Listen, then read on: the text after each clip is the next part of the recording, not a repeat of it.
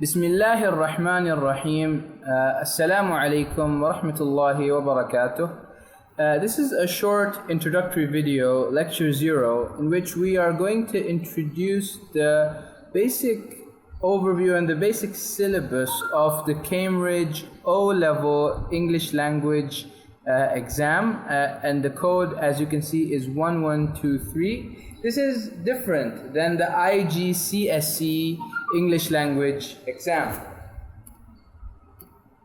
And this is the official Cambridge website and the official page for the Cambridge O-level English language exam, where you can get a syllabus overview.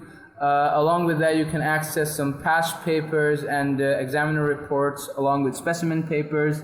And you can also go through a list of published resources that are recommended by Cambridge.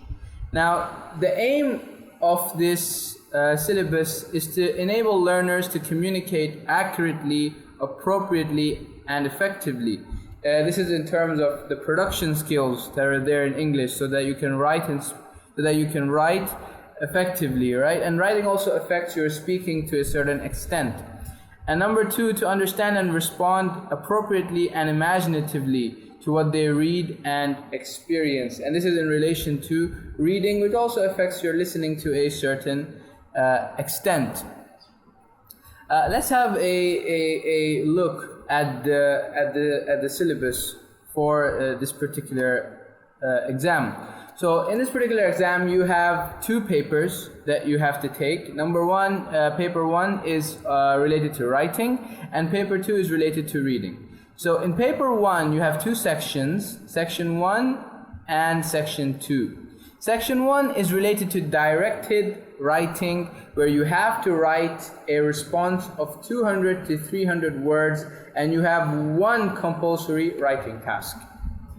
Section 2, which is composition, gives you an option in which you have to write either a descriptive, argumentative, or narrative essay. And you have to write 1 writing task from a choice of 5. You're given 5 options and you have to choose 1, and your response should be around 350 to 500 words. This is in relation to the writing examination.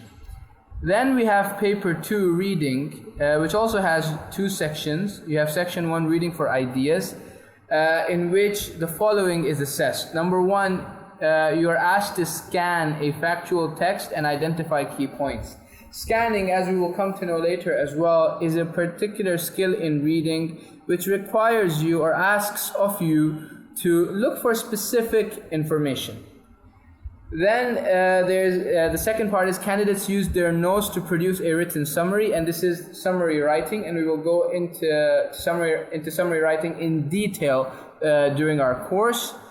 And number 3, candidates answer questions to identify examples of a function in the text, so opinions, advice, criticism, or warnings.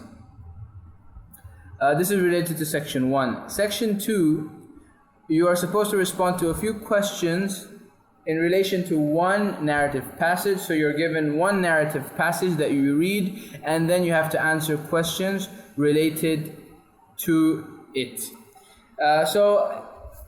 During the course, what we will go through is, number 1, in terms of writing, we're going to go through the different types of writing that you will have to do, or that you will have to practice in order for you to be prepared for the exam.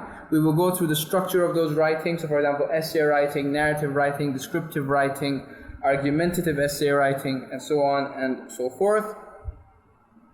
We will also go through some essential grammar related to the topic. And then we have, for paper 2 reading, we will go through the different types of reading passages that are there, and the different types of questions that are there in the exam, and how you can tackle those questions. In addition to that, we will also have a look at past papers, and you will receive practice through assignments and quizzes that will take place as part of the course. That's it for this particular video, and assalamu alaikum wa rahmatullahi wa barakatuh.